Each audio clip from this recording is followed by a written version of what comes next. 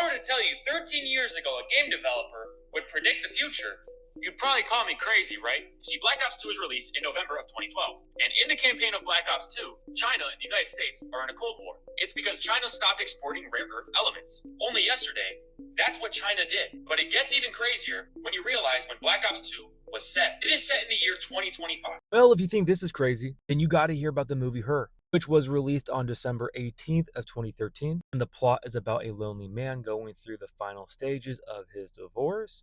And then he decides to purchase a new operating system, which is advertised as the world's first artificial intelligent operating system. Quote, it's not just an operating system, it's a consciousness, the ad states. And then, of course, he eventually falls in love with this artificial intelligence. He finds himself dealing with feelings of both great joy and doubt. As an operating system, Samantha, the name of the artificial intelligence, has powerful intelligence that she uses to help Theodore in ways others hadn't.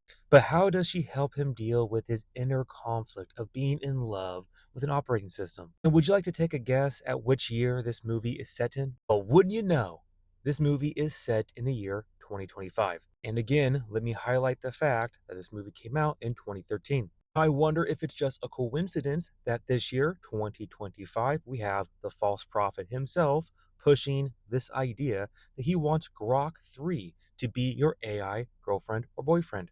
Sexy voice, sexy mode Grok AI, and it's been flirting the entire time. We just want to find places to sneak off to. Yeah. It's a dirty AI, and it's a real problem.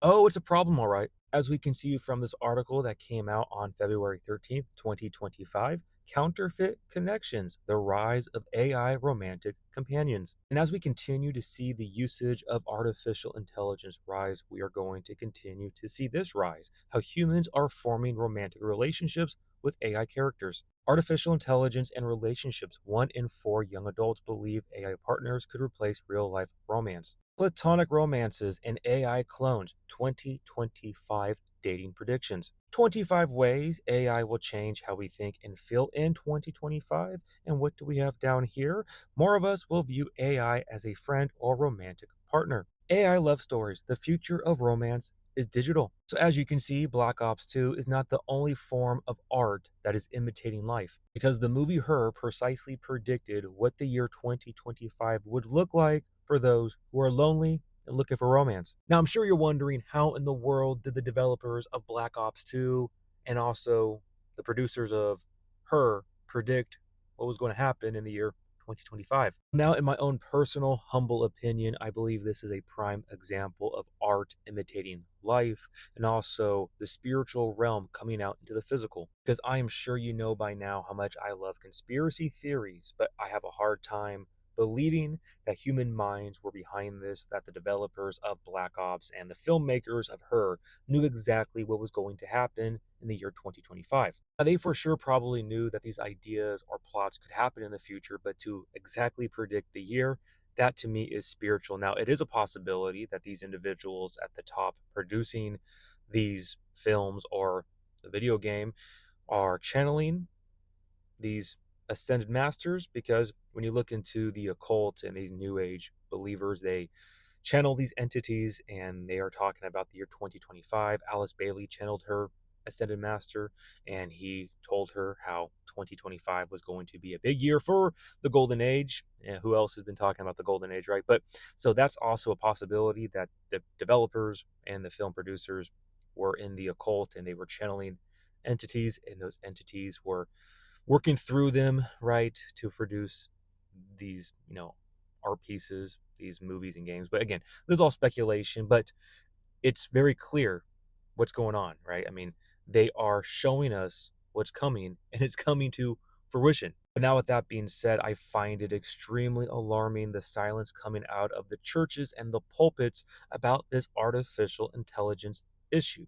People are falling in love with their chatbots. The idolatry is growing. And again, in my own opinion, it is setting the stage perfectly for the image of the beast. It is so clear to me personally. Again, I have to make that so clear. My own opinion, guys, from what I am witnessing going on, I'm just trying to pass along the discernment, and it just blows my mind, the silence again coming from pastors who are not talking about this issue. People are falling in love and falling for idolatry. Their idolatry for this artificial intelligence. And I get it. It's making their life easier. They are lonely, and this AI chatbot whispers sweet nothings into your ear. It tells you exactly what you want to hear. It knows who you are better than you know yourself because you're talking to it. It knows your search history. It knows everything that you buy and all these things, right? It knows everything about you. That is how people are going to take the mark of the beast and worship the image of the beast. Because, again, I cannot help but see how artificial intelligence is going to be infused with the Antichrist to make him a type of God, a deity where he is omnipresent. He can see everything, he can know everything, made in the image of man. Again, the Tower of Babel 2.0. And then people will be able to take the mark to then merge with this artificial omnipresent deity, to then have this type of genie in a bottle where you can go to it and ask it whatever. It is the ultimate idol. Back in the Old Testament, they would make idols in these images of metal, right? That would not speak back to them. How how much more insane is it going to be that this idol actually speaks back to people? It gives you answers. It tells you things that you need to know medical wise, right? Financial issues, your work. It is so dangerous. I mean, we're so addicted to social media, right? To technology. This right here is going to be the ultimate level of addiction. And people have no idea what's coming. The church is completely silent, not warning their congregation, not telling them of what's coming. And this, again, to me, is showing how close we are to the end. Because when you also combine this idea of artificial intelligence along with cryptocurrency blockchain technology, there's the mark of the beast. You will not be able to buy, sell, or trade without the mark. What does cryptocurrency blockchain technology do? It tracks and traces everything.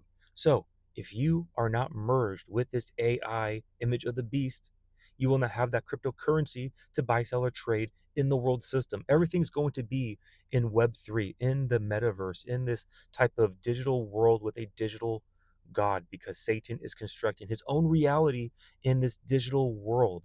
And he wants to merge our biology with it, the biodigital convergence. And again, what's so alarming to me is the silence coming from the churches, almost as if they are completely under a spell or a delusion. I tell you what, this is why eschatology is so critical, because for those who are all millennial or post millennial, this whole AI situation is not even on their radar. They could care less. But my question for those who are all millennial or post millennial, where does this AI train end?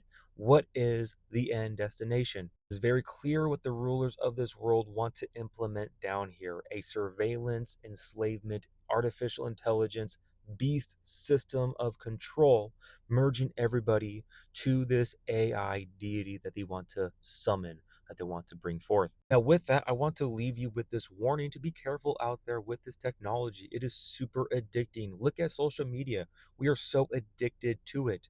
Artificial intelligence will be the addiction of social media, but on steroids. Just be careful again. It's the idolatry, and we all need to check our hearts. And right now, during these end times, that's what we all need to work on as believers, having our heart posture, focusing upon the Lord, fixing our eyes upon Jesus, for he is the author and the perfecter of our faith, and letting go of this world, not loving this world nor the things in this world.